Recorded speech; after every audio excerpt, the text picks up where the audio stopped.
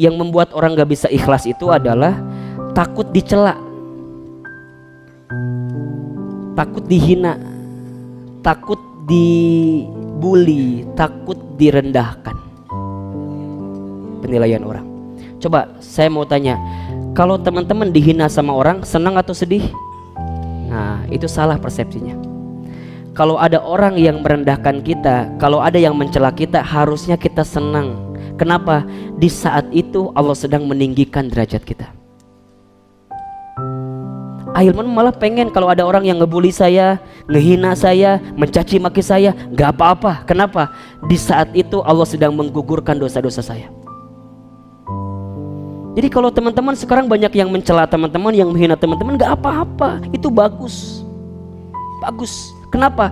Karena biasanya orang akan kelihatan titik nadirnya sebagai seorang manusia saat dia tahan dengan ujian, saat dia tahan dengan dicaci maki. Bukankah Rasul itu menjadi seorang yang sangat luar biasa menyikapi kehidupan karena beliau begitu banyak yang membencinya. Bahkan saat beliau lahir pun sudah dibenci, beliau jadi anak-anak pun sudah dibenci, saat tumbuh dewasa pun dibenci, bahkan saat mau hijrah menyampaikan kebaikan pun dibenci. Ternyata Masya Allah, kesabaran Rasul saat dicela, dibenci, itulah yang merubah karakternya menjadi karakter yang paling kuat dalam kehidupan. Maka mohon maaf kalau tiga hal ini, senang dipuji, kemudian senang urusan dunia, kemudian takut dicela, teman-teman hilangkan, maka teman-teman akan dapat kategori yang namanya ikhlas. Ikhlas itu memang berat, tapi itulah cara pertama untuk teman-teman bisa menghapus jejak masa lalu. Ingat ya, Umar bin Khattab pernah berkata seperti ini, aku tidak takut sesuatu hilang daripadaku, karena aku tahu selain takdirku maka tidak akan pernah menjadi milikku. Aku pun tidak gelisah dengan sesuatu yang aku miliki kemudian aku kehilangannya. Kenapa? Karena aku tahu sesuatu yang bukan jadi milikku bagaimanapun tidak akan pernah menjadi milikku. Begitu sebaliknya, aku tidak pernah risau dengan apa yang belum aku dapatkan saat ini, karena aku yakin kalau itu semua akan miliki maka akan datang dengan cara apapun. Santai aja.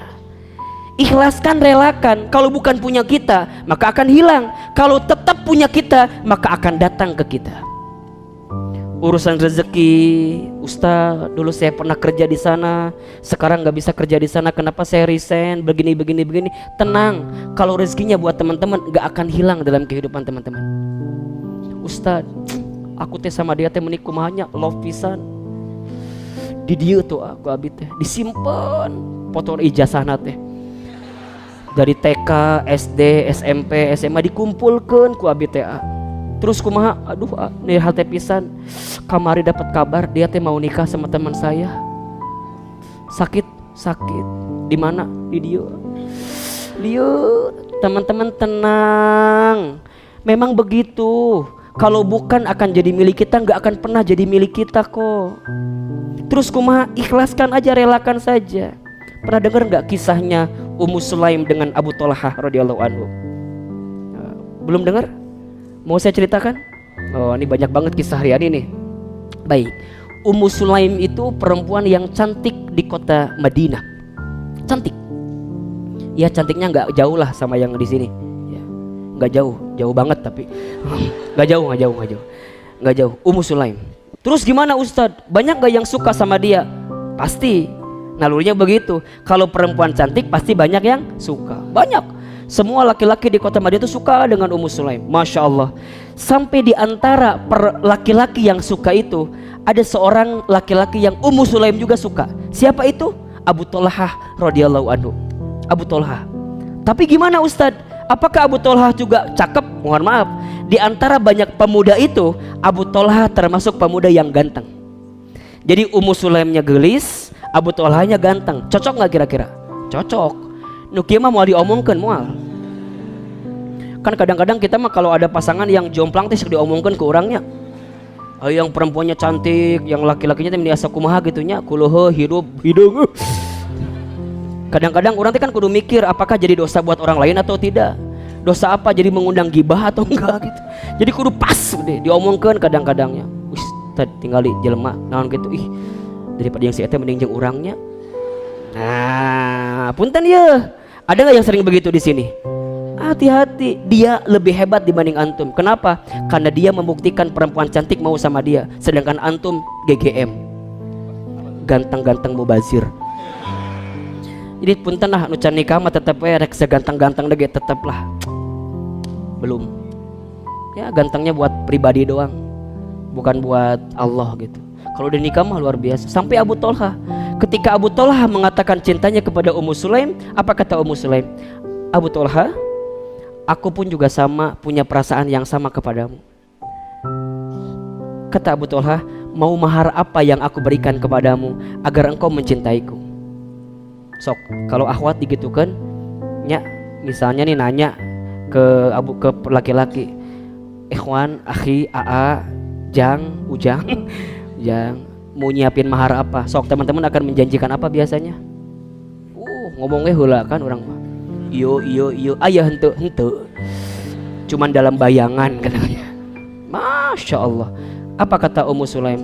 Abu Tolha menjawab, engkau ingin dinar sebesar apa aku siapkan. Engkau ingin dirham sebesar apa aku siapkan. Engkau ingin unta sebagus apa aku siapkan. Tapi apa jawaban Ummu Sulaim? Wahai Abu Tolha, sesungguhnya aku tidak ingin mahar harta daripadamu. Aku hanya ingin satu, komitmenmu untuk mencintaiku. Apa itu?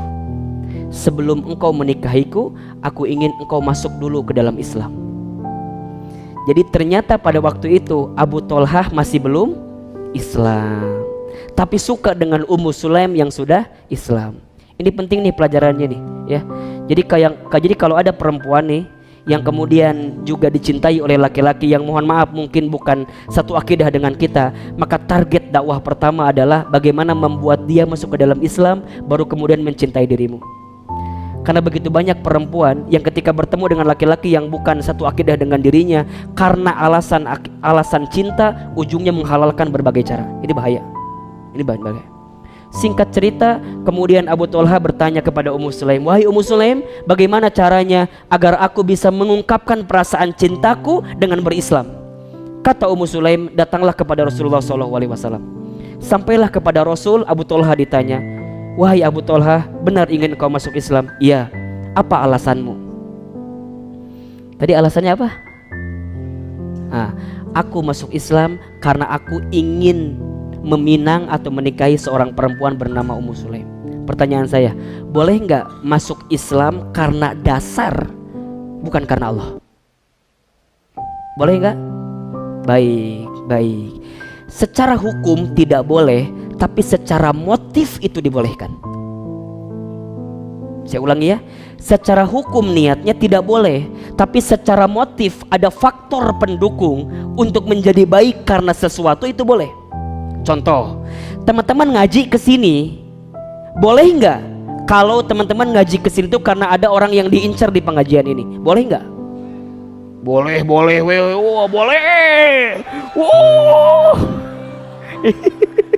Ini dia. Kalau niat dasarnya itu nggak boleh hukumnya. Tapi kalau teman-teman niatnya tetap karena Allah, dan setelah itu teman-teman mohon kepada Allah, ya Allah, atulah kumaha we carana. Aku teh ngaji ke sini minimal ngaji plus. Bukan hanya dapat ilmunya, tapi insya Allah juga dapat jodohnya. Jadi niat dasarnya harus karena Allah, tapi motifnya urusan yang lain itu boleh. Yang tidak boleh, urusan motif yang lainnya didahulukan daripada Allahnya. Maka ketika Abu Tolha ditanya, wahai Abu Tolha, kenapa engkau ingin masuk Islam? Abu Tolha menjawab, aku masuk Islam karena aku ingin menikahi seorang perempuan muslim bernama Ummu Sulaim. Kata Rasulullah, perbaiki niatmu. Karena sebagaimanapun engkau akan masuk Islam, tapi niatmu bukan karena Allah, maka niatmu itu tidak akan lurus dengan apa yang kamu dapatkan. Sampai kemudian Abu Tolha diajak oleh Rasulullah, masuklah kamu ke dalam Islam dengan niatan karena Allah, dan memintalah kepada Allah dibimbing untuk mendapatkan kebaikan-kebaikan dalam Islam, termasuk mendapatkan siapa? Ummu Sulaim.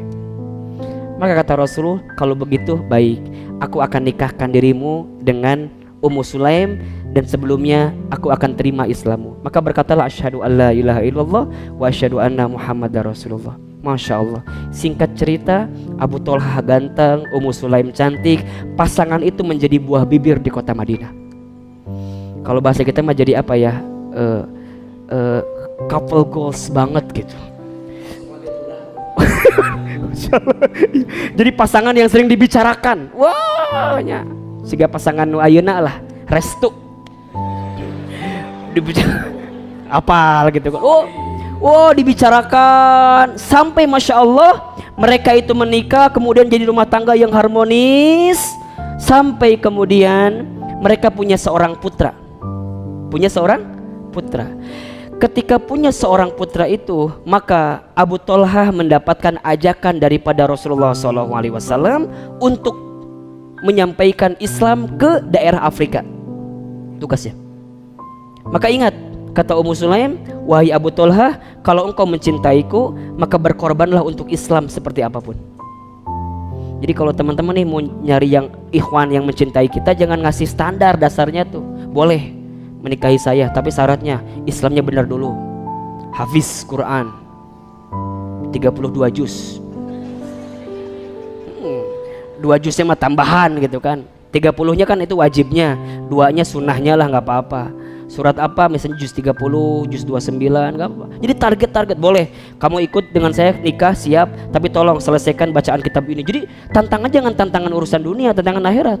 Sama kayak Ummu Sulaim, menikah boleh, tapi saat Rasul memanggil engkau harus berangkat.